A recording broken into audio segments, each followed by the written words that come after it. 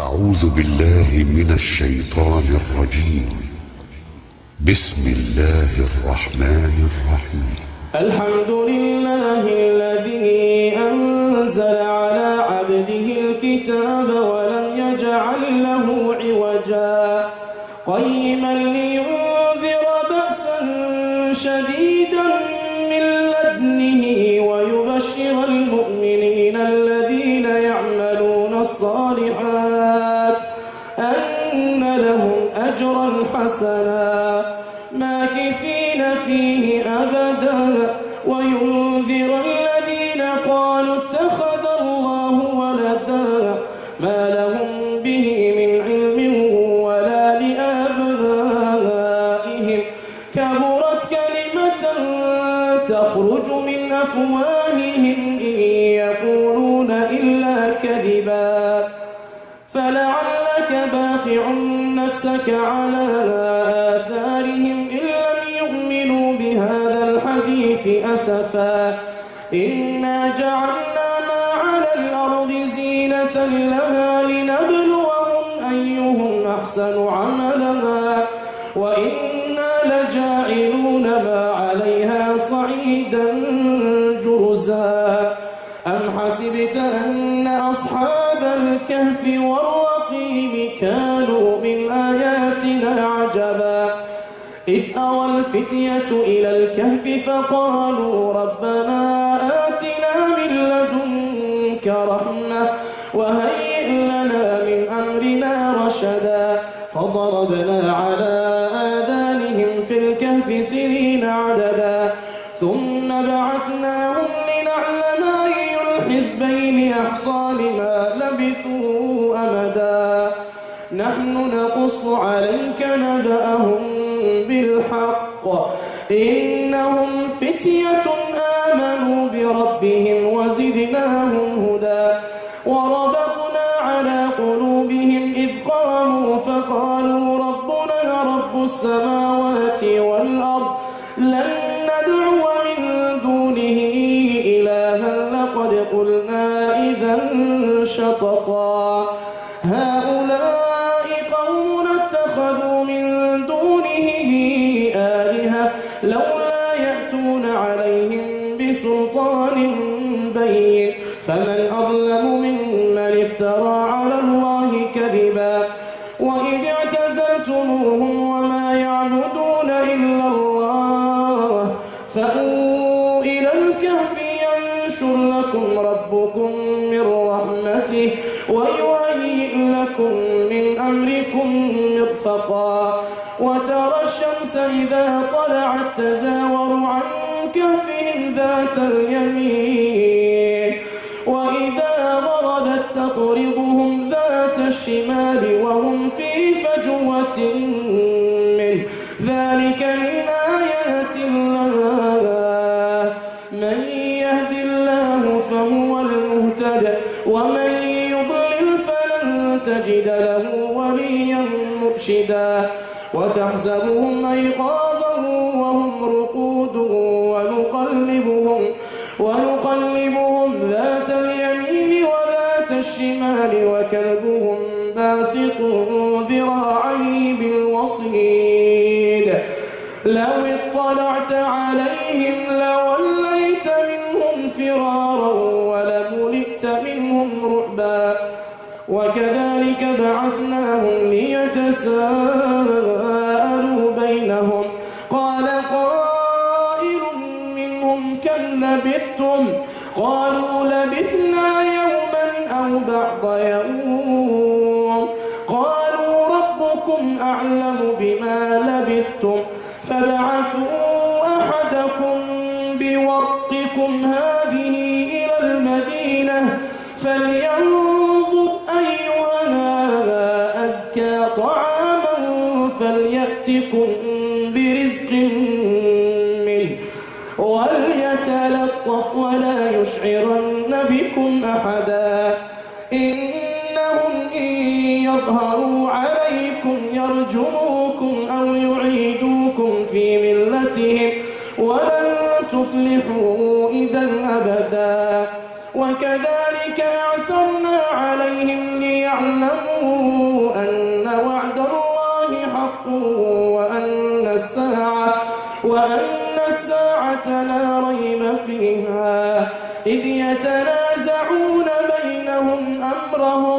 فقالوا ابنوا عليهم بنيانا ربهم أعلم بهم قال الذين غلبوا على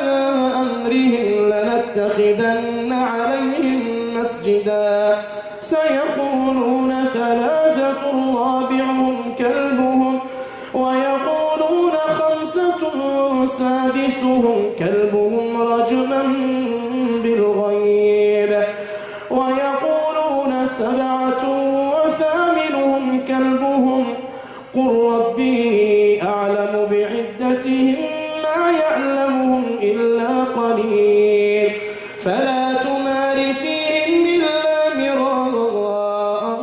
ظاهرا ولا تستفت فيهم منهم أحدا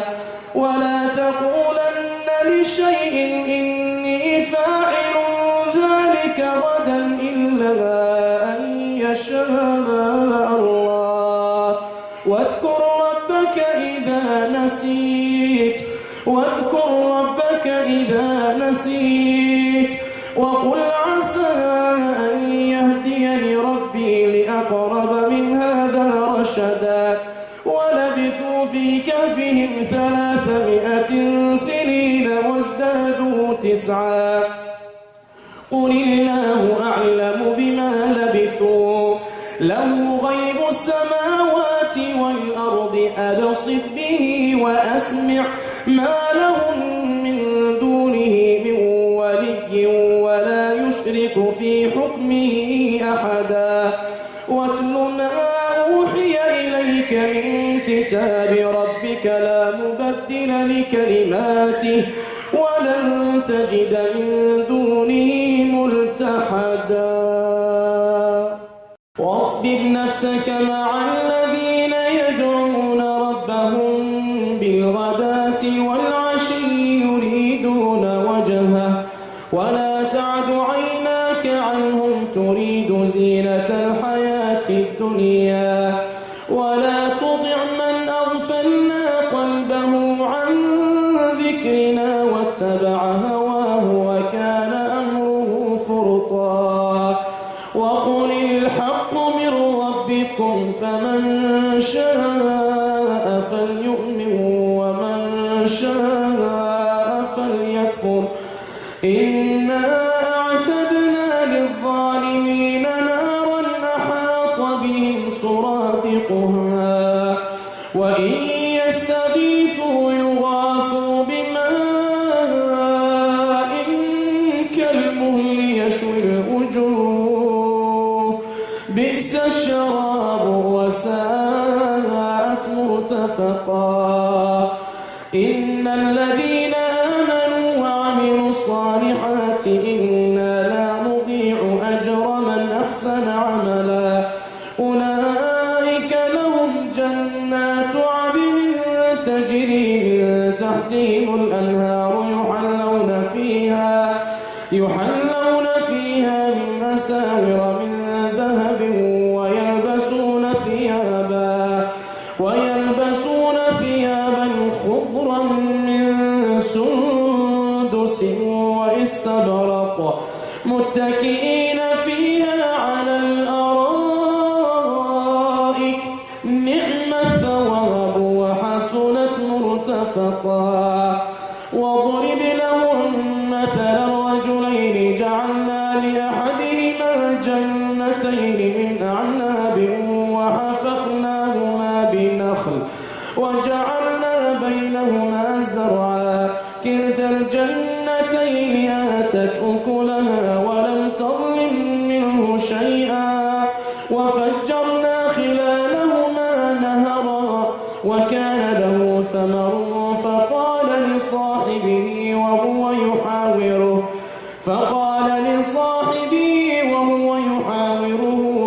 أنا أكثر منك مالا وأعز نفرا ودخل جنته وهو ظالم لنفسه قال ما أظن أن تبيد هذه أبدا وما أظن الساعة قائمة ولئن رددت إلى ربي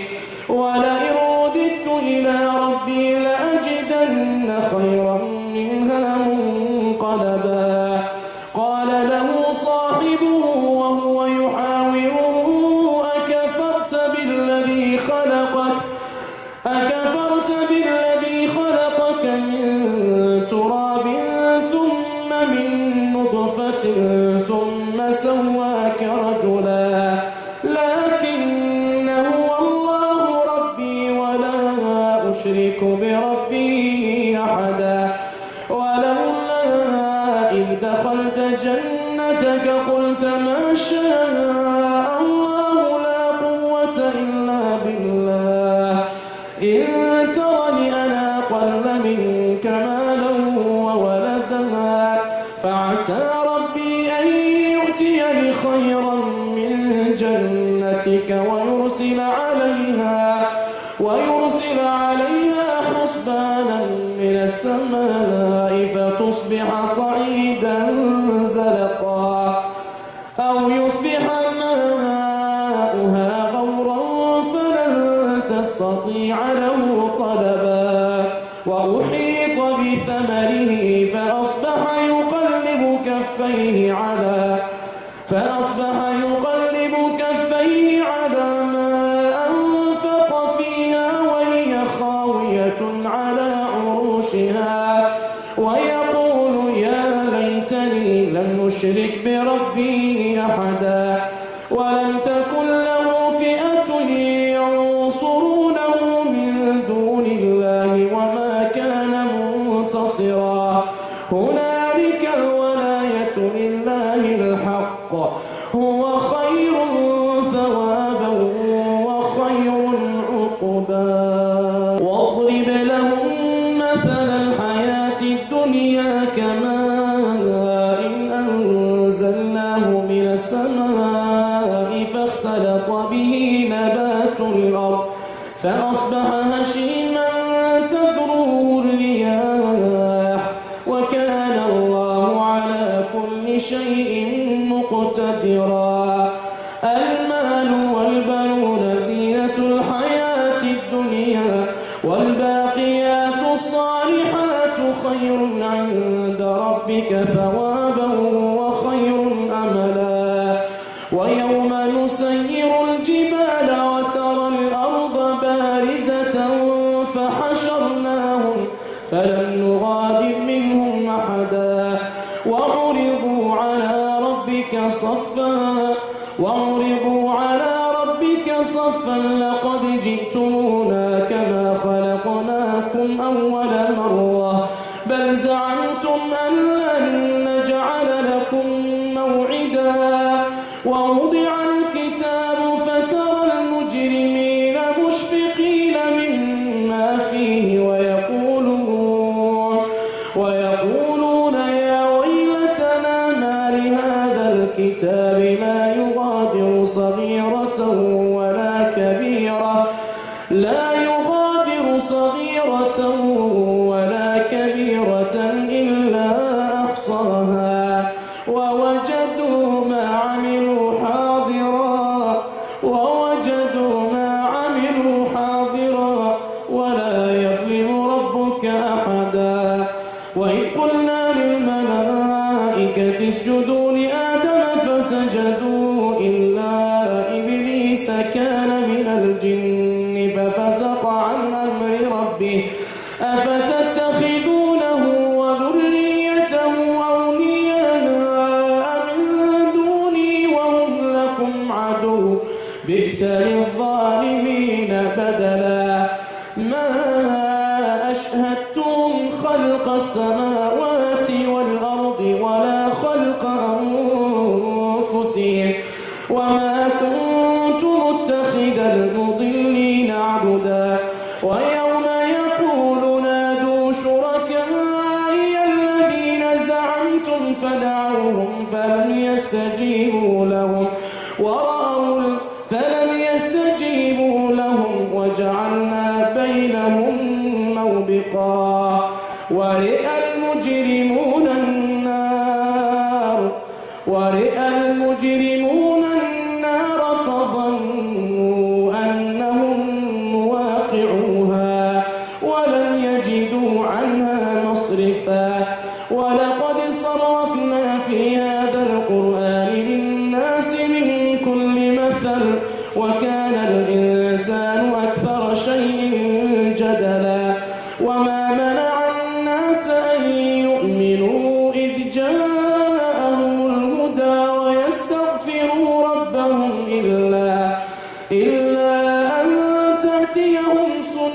سنة الأولين أو يأتيهم العذاب قبلا وما نرسل المرسلين إلا مبشرين ومنذرين ويجادل الذين كفروا بالباطل ليدحضوا به الحق واتخذوا آياتي وما أنذروا هزؤا ومن أظلم ممن ذكر بآيات ربه فأعرض عنها ونسي ما قدمت يداه إنا جعلنا على قلوبهم أكنة أن يفقهوا وفي آذانهم وقرا وإن تدعوهم إلى الهدى فلن يهتدوا إذا أبدا وربك الغفور ذو الرحمة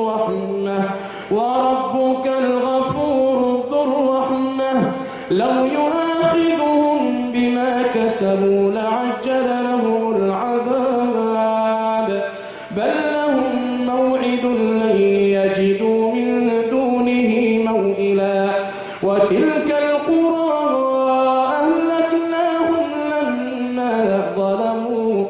وجعلنا لمهلكهم موعدا وإذ قال موسى لفتاه لا أبرح حتى أبلغ مجمع البحرين أو أمضي حقبا فلما بلغا مجمع بينهما نسيا حوتهما فاتخذ سبيله في البحر سربا فلما جاوزا قال لفتاه آتنا غداءنا لقد لقينا من سفرنا هذا نصبا قال أرأيت إذ أوينا إلى الصخرة فإني نسيت الحوت وما أنسانيه إلا الشيطان أن أذكره واتخذ سبيله في البحر عجبا قال ذلك ما كنا نبغ فارتدا على آثارهما قصصا فوجدا عبدا من عبادنا آتيناه رحمة من عندنا وعلمناه من لدنا علما قال له موسى هل أتبعك على أن تعلمني مما علمت رشدا قال إنك لن تستطيع معي صبرا وكيف تصبر على ما لم تحط به خبرا قال ستجدني إن شاء الله صابرا ولا أعصي لك أمرا قال فإن اتبعتني فلا تسألني عن شيء حتى أحدث لك منه ذكرا فانطلقا حتى إذا ركبا في السفينة خرقها قال أخرقتها لتغرق أهلها لقد جئت شيئا إمرا قال ألم أقل إنك لن تستطيع معي صبرا قال لا تؤاخذني بما نسيت ولا ترهقني من أمري عسرا فانطلقا حتى إذا لقيا غلاما فقتله قال أقتلت نفسا زكية بغير نفس لقد جئت شيئا نكرا قال أقتلت نفسا زكية بغير نفس لقد جئت شيئا نكرا قال ألم أقل لك إنك لن تستطيع معي صبرا قال إن سألتك عن شيء بعدها فلا تصاحبني قد بلغت من لدني عذرا فانطلقا حتى إذا أتى يا أهل قرية استطعما أهلها فأبوا أن يضيفوهما فوجدا فيها جدارا يريد أن ينقض فأقامه قال لو شئت لاتخذت عليه أجرا قال هذا فراق بيني وبينك سأنبئك بتأويل ما لم تستطع عليه صبرا قال هذا فراق بيني وبينك سأنبئك بتأويل ما لم تستطع عليه صبرا أما السفينة فكانت لمساكين يعملون في البحر فأردت أن أعيبها وكان وراءهم ملك يأخذ كل سفينة غصبا وأما الغلام فكان أبواه مؤمنين فخشينا أن يرهقهما طغيانا وكفرا فأردنا أن يبدلهما ربهما خيرا منه زكاة وأقرب رحما وأما الجدار فكان لغلامين يتيمين في المدينة وكان تحته كنز لهما وكان أبوهما صالحا فأراد ربك أن يبلغا أشدهما ويستخرجا كنزهما رحمة من ربك وما فعلته عن أمري ذلك تأويل ما لم تسطع عليه صبرا ويسألونك عن ذي القرنين قل سأتلو عليكم منه ذكرا إنا مكنا له في الأرض وآتيناه من كل شيء سببا فأتبع سببا حتى إذا بلغ مغرب الشمس وجدها تغرب في عين حامية ووجد عندها قوما قلنا يا ذا القرنين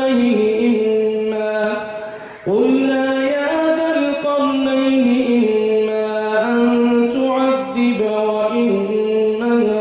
أن تتخذ فيهم حسنا قال أما من ظلم فسوف نعذبه ثم يرد إلى ربه فيعذبه عذابا نكرا وأما من آمن وعمل صالحا فله جزاء الحسنى وسنقول له من أمرنا يسرا ثم أتبع سببا حتى إذا بلغ مطلع الشمس وجدها تطلع على قوم لم نجعل لهم من دونها سترا كذلك وقد أحطنا بما لديه خبرا ثم أتبع سببا حتى إذا بلغ بين السدين وجد من دونهما قوما لا يكادون يفقهون قولا قالوا يا ذا القرنين إن يأجوج ومأجوج مفسدون في الأرض فهل نجعل لك خرجا على أن تجعل بيننا وبينهم سدا قال ما مكني فيه ربي خير فأعينوني بقوة أجعل بينكم وبينهم ردما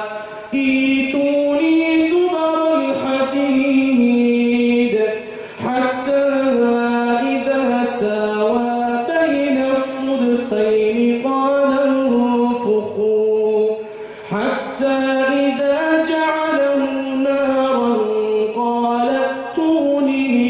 يفرغ عليه قطرا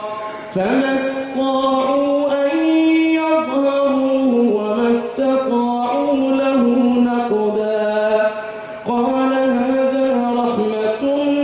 من ربي فإذا جاء وعد ربي جعله دكاء وكان وعد ربي حقا وتركنا بعضهم يومئذ يموج في بعض ونفخ في الصور فجمعناهم جمعا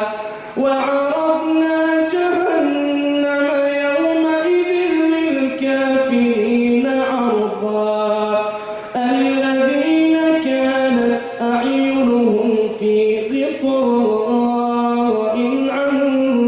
ذكري وكانوا لا يستطيعون سمعا أفحسب الذين كفروا أن يتخذوا عبادي من دوني أولياء إنا أعتدنا جهنم للكافرين نزلا قل هل ننبئكم بالأخسرين أعمالا الذين ضل سعيهم في الحياة الدنيا وهم يحسبون أنهم يحسنون صنعا أولئك الذين كفروا بآيات ربهم ولقائه فحبطت أعمالهم فلا نقيم لهم يوم القيامة وزنا ذلك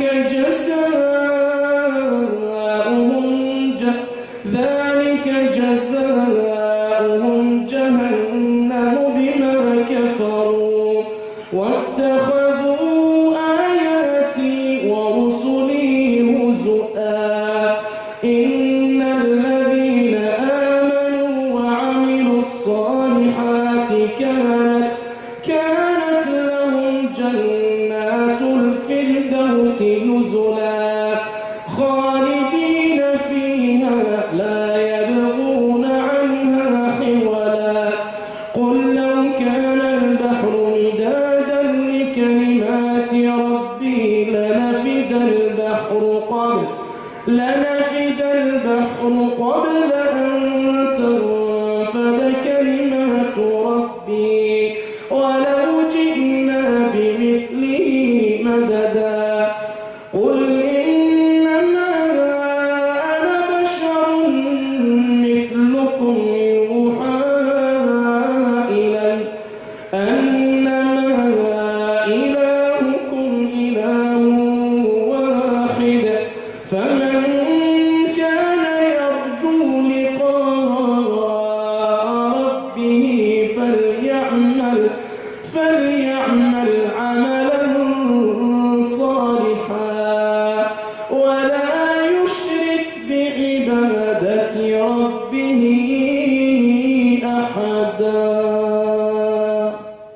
الله أكبر. أعوذ بالله من الشيطان الرجيم. بسم الله الرحمن الرحيم. الحمد لله